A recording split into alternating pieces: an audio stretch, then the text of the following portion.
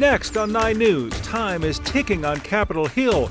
Just 4 days away from a government shutdown, the lack of funding for programs could hit Colorado moms and young children especially hard. Attorneys argue that 2 former police officers were not responsible for the death of Elijah McLean. Today, the jury heard more testimony about the lead-up to his death. And with fall upon us, everyone's looking for the best time to go see the fall colors. But the window for the peak conditions all depends on our weather. 4 o'clock at 9 News starts now. There are tens of thousands of Colorado moms and young children who rely on WIC benefits to put nutritious food on the table. The funding for that program, though, could be suspended if Congress doesn't reach a deal to fund the federal government into October.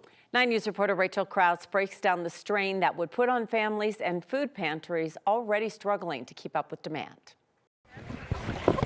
On the corner of South Shoshone Street in Englewood, box after box is filled with food. Good morning. Tai Wen, executive director at Kaizen Food Rescue, works quickly. Just a few feet away, people wait for hours to ensure they won't leave empty-handed. We had people at 8 o'clock before I arrived. There was already people lining up out in the streets in our car line. Llegamos temprano, pero somos las primeras. Rosario Vizcarra asked us not to show her face.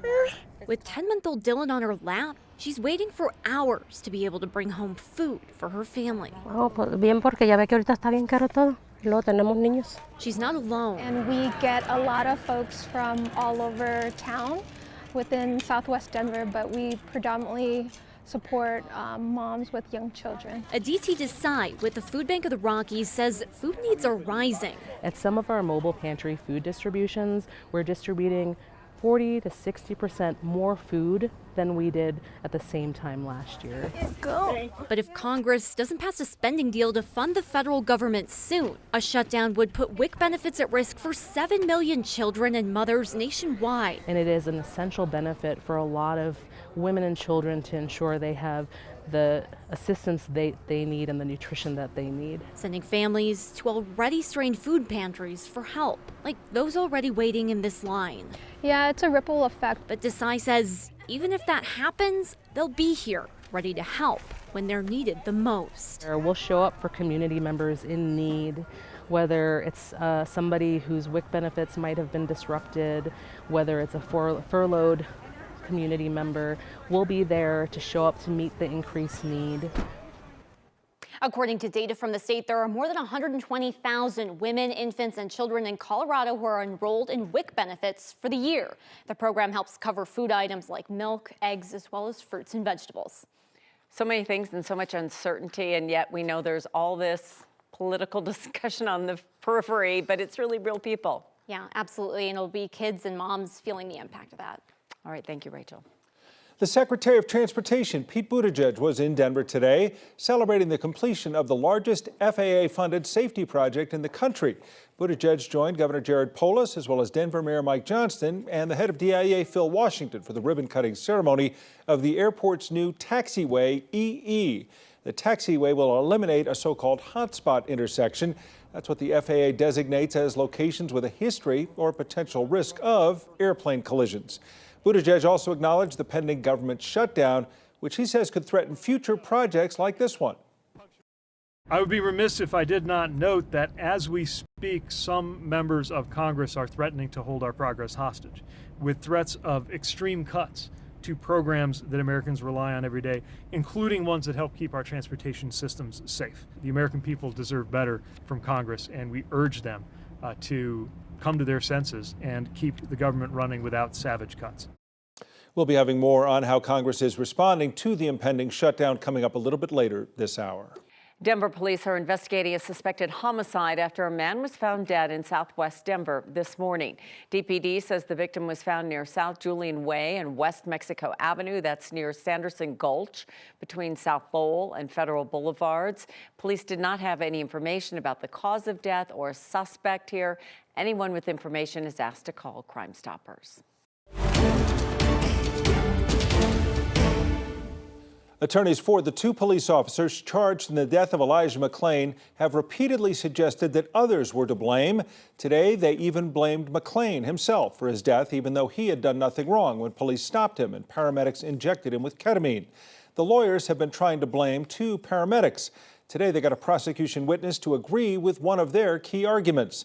Investigative reporter Kevin Vaughn's been in court throughout this trial. He joins us now from Brighton with the latest. Kevin?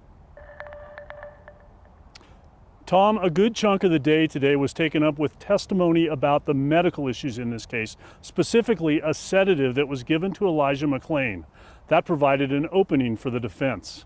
Dr. David Buther was on the stand for hours last Friday and returned today. He's a doctor at National Jewish Health who's an expert in critical care, and he told the jury about the cascade of events that led to Elijah McLean's death. Jason Rosenblatt and Randy Rodema were two of the officers who stopped McLean and threw him to the ground. During a struggle with police, McLean said he could not breathe and vomited. He inhaled that vomit into his lungs. Those factors would not have likely killed him by themselves, but when a powerful sedative was added to the mix, it changed the dynamic. That led to this exchange with defense attorney Reed Elkis. If we're able to intervene right away, we're often able to prevent an adverse outcome.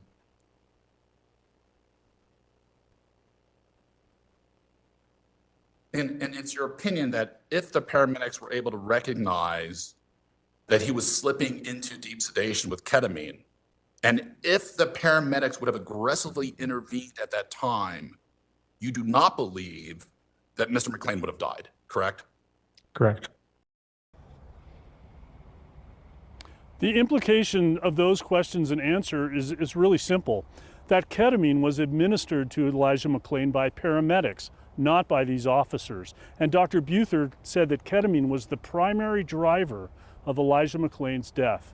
Those paramedics, of course, have a separate trial later in the fall, as does another Aurora police officer who is also charged in this case. But the jury doesn't know anything about any of that. They are simply considering the case right now against these two officers. Tom? Well, there's certainly much to consider about how that affects this case, but also, as you alluded to, how this will affect the other cases going forward as well, Kevin. Yeah, I mean, it's not hard to imagine that when that other officer's on trial, or when those paramedics are on trial, that their attorneys will be pointing the finger at these two officers, Randy Rodema and Jason Rosenblatt. It'll be a few months before we know how all of this is going to shake out. Well, there remains a lot to sort out. We will continue to follow it. Thanks, Kevin.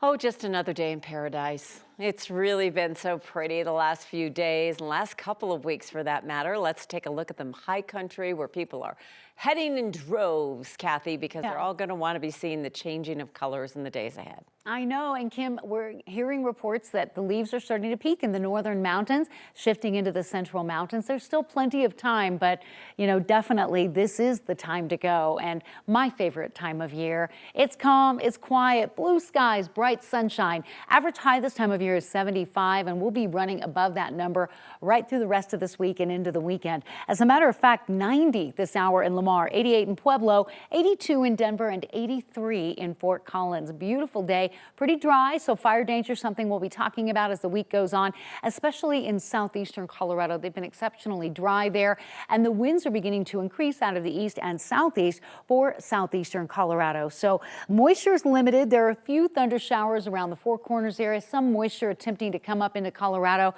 but with this dominant ridge of high pressure, you can see the moisture's all around us, but not across our state. And that's a trend that will continue for the last few days of September. Can you believe it? That's right, low 80s now. We drop 10 degrees after sunset. And then coming up in Maine weather, we have a mild, calm fall weather pattern, but you're probably wondering for how long, right? And the next chance for showers, we're going to talk about that in the extended outlook. And there is a beautiful full moon on Friday. It rises in the morning. It is the harvest full moon, and you don't want to miss that because for some reason the September full moon is just something extra special, I think. Looking forward to it. So after that huge loss at Oregon and a really tough matchup against USC this Saturday, you might think that Coach Prime's press conference today would be a bit more somber. Well, you would be wrong. I'm not sure who would have thought that. Well, some might say you'd be a little like... Oh, toned down. Yeah. Yeah, not the case. The outcome of a game clearly not impacting Coach Prime's personality, still on full display after a question today, especially about the Buffs' running game. Do you feel like you guys need to be a little bit more committed to establishing the run game than you have been to this point with the backs you guys have? That's just like asking your wife, are you committed to a good meal every night and she can't cook? We got to be able to cook the meal, right? Before we could commit to it, okay? We got to be able to cook the running game before we commit to it. That was good. That actually was a good one. That was spontaneous, too. Giving yourself credit. That's it. Drawing a nice analogy. So maybe, you know, Chef Emerald, somebody help him cook that Guy Fieri or somebody will come in and cook up that the running game. Yeah. Cook it up. Because believe me, the USC is going to be cooking themselves defense, offensively. Yeah, their defense hasn't shown this year, but their offense has been spectacular. Whew. So it certainly would have the look of a lot of points being scored come Saturday at Folsom. Be interesting to see what happens. Much more to come on that coming up in just a little bit. That was a good one, Tom. That was a good one. All credit to Prime. Okay.